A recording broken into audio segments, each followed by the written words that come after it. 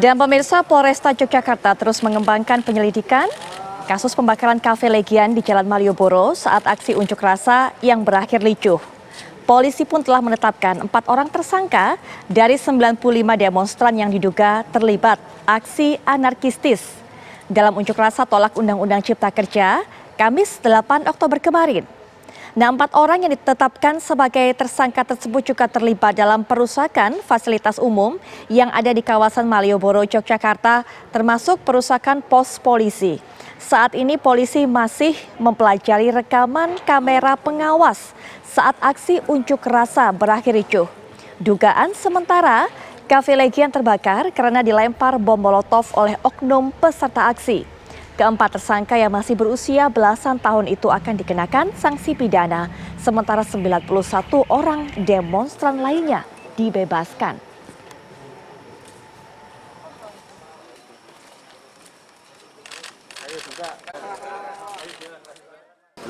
Belum sampai saat ini belum ada mengarah ke sana. Kita juga mempelajari CCTV yang ada di sana. Kalau CCTV itu kan anak yang melempar motor itu. Nah, itu penyelidikan kami. Dugaan yang seperti itu. Masih dalam penyelidikan ya. Ini apakah dibakar atau ada chaos itu lalu tiba-tiba. Nah, kemungkinan besar dari pengecekan CCTV itu ada indikasi molotov.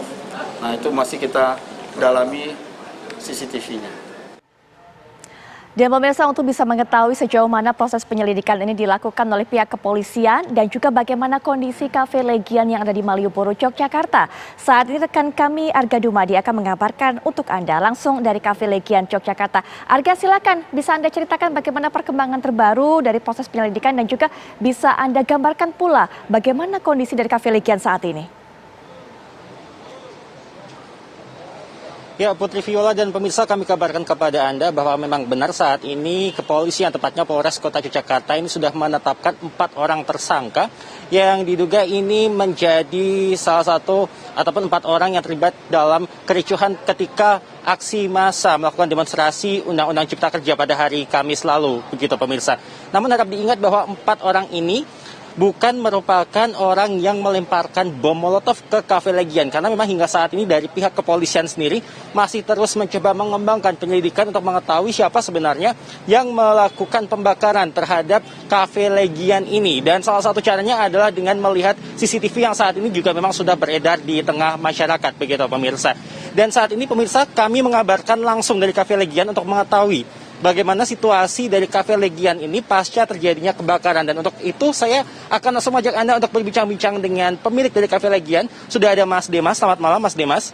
Ya, Mas Demas, ketika kejadian pada hari Kamis itu, Mas Demas ada di sini begitu ya? Dan bisa digambarkan situasinya seperti apa Mas di dalam sini Mas?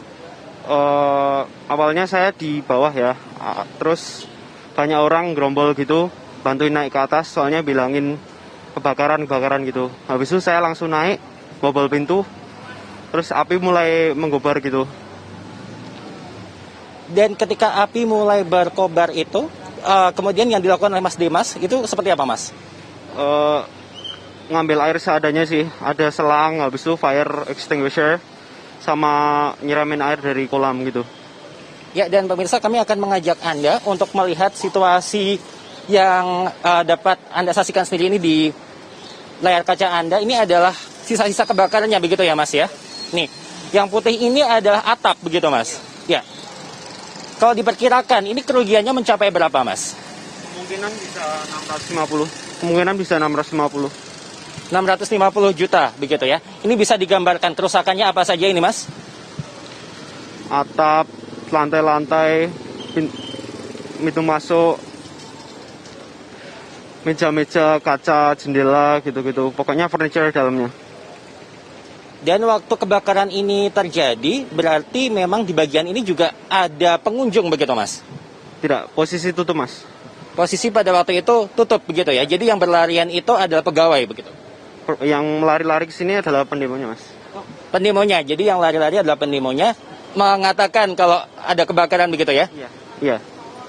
Ya, dan ini pemirsa adalah sisa-sisa dari kebakaran yang terjadi pada hari Kamis lalu ketika aksi Undang-Undang Cipta Kerja ini dilangsungkan begitu di depan kantor DPRD daerah Isma Yogyakarta yang berada di Jalan Malioboro, Yogyakarta. Dan Cafe Legian ini berada tepat di samping dari kantor DPRD ini. Pemirsa, dapat Anda saksikan sendiri ini bagian-bagian yang terbakar, dan tadi sudah disampaikan juga ini kerugiannya sekitar 650 juta rupiah begitu ya Mas.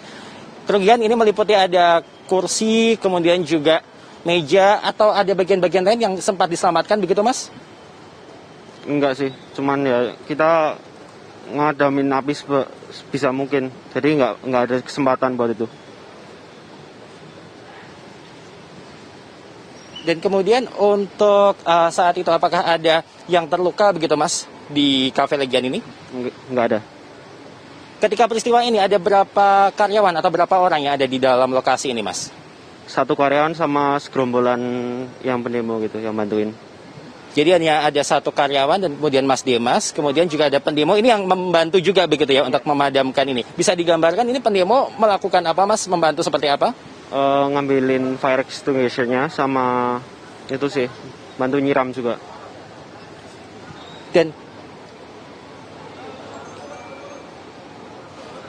Dan kejadian ini kan terjadi pada pukul 3 sore begitu ya. Dan kemudian ini berlangsungnya api ini hingga pukul berapa Mas? 4 sore. Pukul 4 sore. Jadi pemadaman ini berlangsung selama 1 jam gitu ya?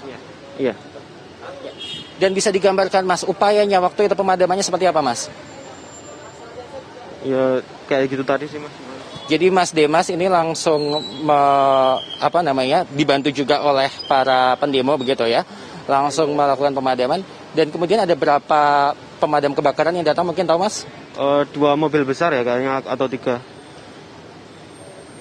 Ada 2 atau 3 mobil besar begitu.